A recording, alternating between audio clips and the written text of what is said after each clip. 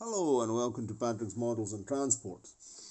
Okay, here we are back after some days on the desk, and I'm going to touch up some spot points where I hadn't painted the chassis red. So I've had a lot of photographs of Bedford of MLs and Bedford O lorries.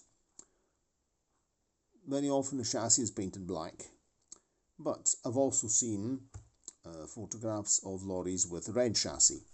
So I decided to go for a red chassis, mainly considering it's a very small, good night, it's a very small model. I thought it would be an idea to have a red chassis to give it a touch of colour. And we're going to have to touch up some paint here. This is the back wall of the cab that I hadn't painted because I glued it on using Tamiya cement, and I'll probably just give that a wee spot of red paint just to not leave it white. You can see it there. I'm very sleepy. Of course, all this, I was in Bologna and everything worked out well, but I didn't sleep much. I didn't sleep when I was in Bologna. I didn't sleep much at all, and in 2 days, 2 nights I slept 4 hours. I mean, I don't really need much sleep, but 4 hours in 2 days is not much. Then after I came back, and then I was still getting up early and all the rest of it, so eventually I went to my bed for 3 hours this afternoon and had a sleep because it was an absolute zombie. Okay, but the main protagonist of the Bologna trip is okay, very well, everything's going fine. Okay, so let's get this done right now. Before, we've got a spot of red paint here, Vallejo, matte red. I think I'm going to add a pair of extra specs.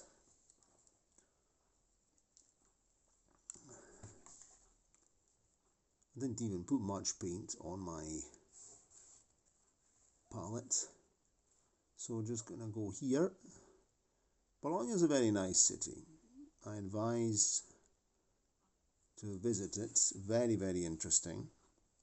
There's lots of public transport is very good. There's buses, trolley buses. I like trolley buses. They're also building a tram line, a real tram, one with normal metal rails, not the silly Translor rubber tired tram we have in Padova. I've never really taken you to see the Translor rubber tired tram in Padova. We'll have to go and explore and have a look at this interesting piece of equipment. So I'm just refreshing the red in some points just to not leave white parts.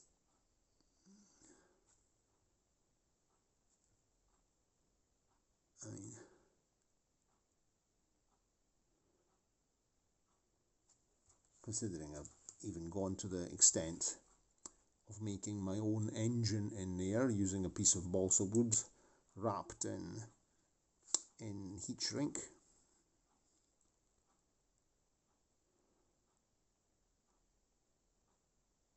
Okay, right, that's that done. Now we're going to do this part here. There's some points here which have not been done properly, meaning it needs a bit of touch up. In fact, I'm going to do this here now, right now, the back of here.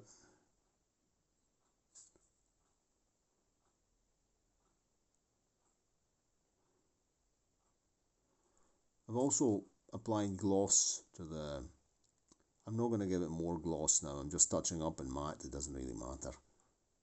There's no point in going in exaggerating, But anyway, Bologna is a very nice place. Very interesting, many museums of all types.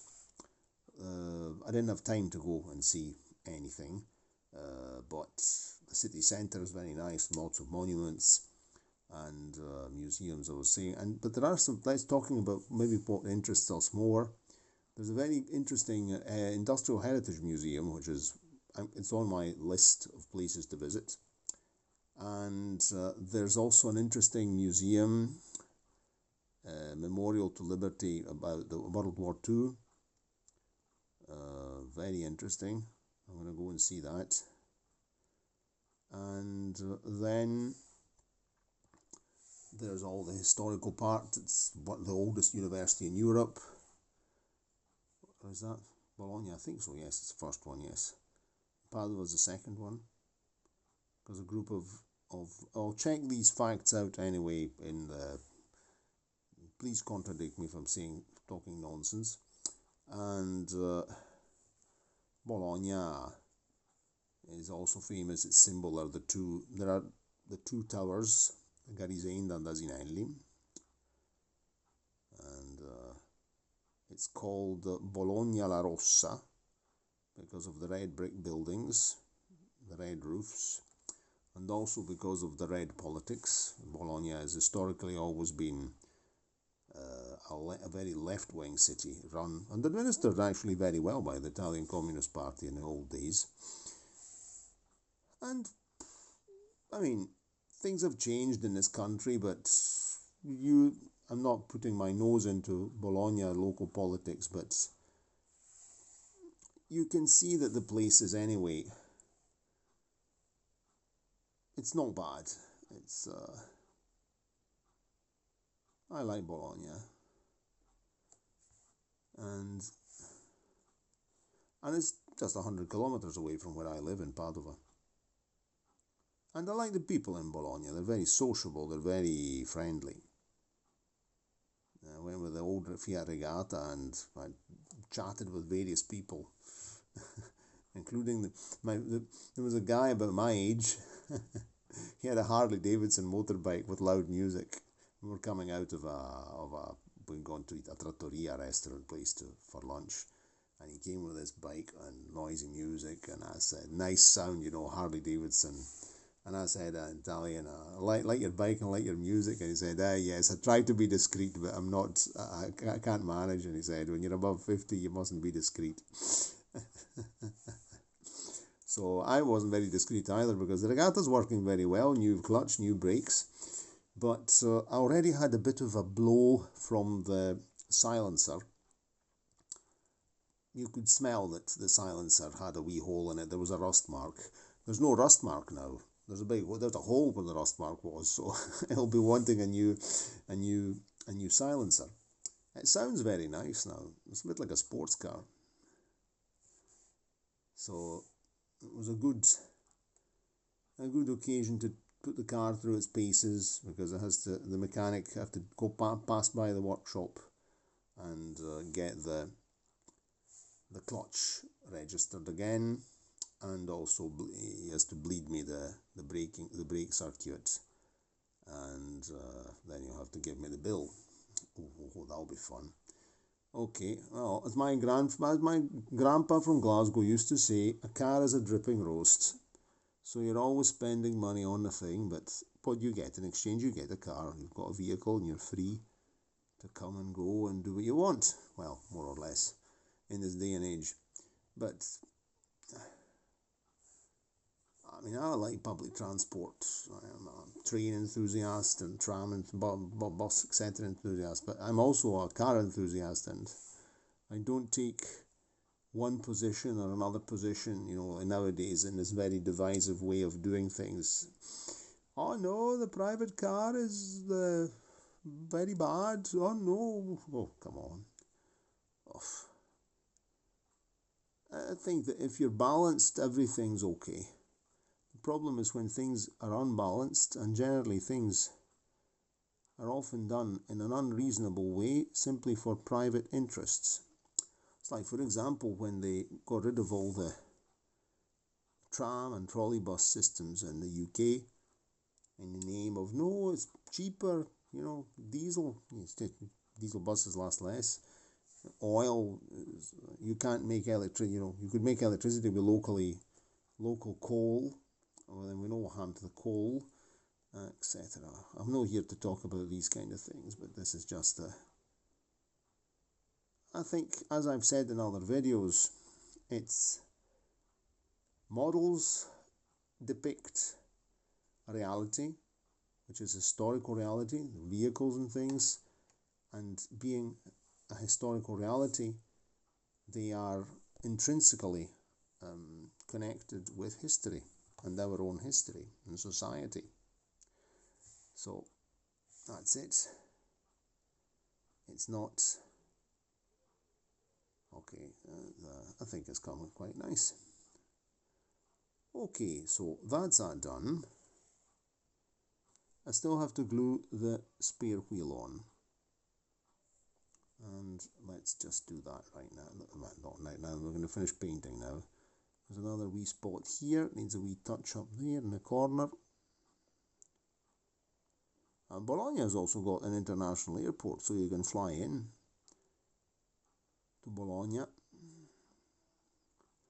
So if any of you followers want to go and see Bologna, just let me know and we can meet. I just live 100 kilometers up the road, straight up the A13 motorway.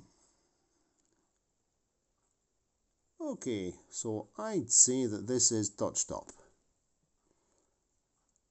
Okay, I hadn't done a quiet painting video for some time, and a chat. I consider this more a chat than anything else.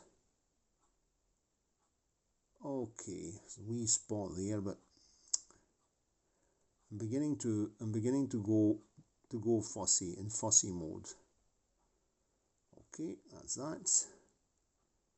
I think we're gonna have to call it a day because I'm beginning to. Okay. So I would say that this is very okay. Very okay. That's a bit of an exaggeration. Right. That's us. There we go. Touched up the chassis. Ready for the flatbed and the spare wheel. Okay. Anyway, I hope I didn't bore you too much with my talking about Bologna, and mentioning Bologna as well. There'll be some oncoming videos because I met my good friend Bruno from Florence, and we went for lunch when I was in Bologna, and I also have to show you a thing he gave me. It's a model, and so when I've been, but I built part of it. It was a sort of common joint venture, let's say. And so we'll be looking at, we'll be seeing in the next days. I'm going to get back to sort of normality. It's a bit quieter now because it's the Easter week, and anyway, happy Easter, whatever your opinion on Easter and these matters is, but it's a nice holiday, and it celebrates also spring and the beginning of the spring season, if we want to go back to the origin of the celebration. Despite whatever tags it may have acquired throughout the centuries, but anyway, happy Easter, and I'm going to go back to. I want to finish this kit here. Finish this. Take the railway board out. Continue some work on the small layout. I'm planning to do some work also on the big layout. I have to brace it. Add some pieces of wood.